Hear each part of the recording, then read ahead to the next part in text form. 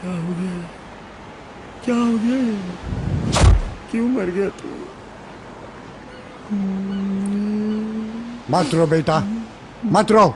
तो क्या करूं? आज मेरी पहली डेथ एनिवर्सरी है। 1 साल से यहाँ लेटा हुआ हूँ। बीवी की याद सताती है। कोई बात नहीं, 1-2 साल में वो भी आ जाएगी। रोते नहीं, मुझे देख। आपको तो एक्सपीरियंस है अंकल, मैं तो नया नया ही आया हूँ। अच्छा भूत ऐसे नहीं रोते। चल मैं तुझे पिक्चर दिखा लाता हूँ। कौन सी? भूत? 1 मिनट। चल जल्दी चल, नहीं तो शॉट छूट जाएगा। चल।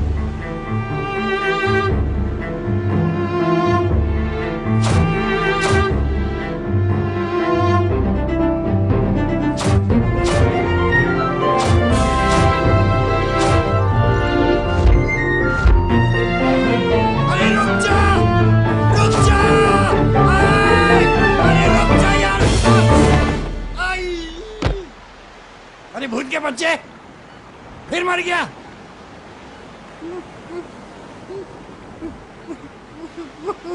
हाथी सीमेंट, मजबूती गजब की।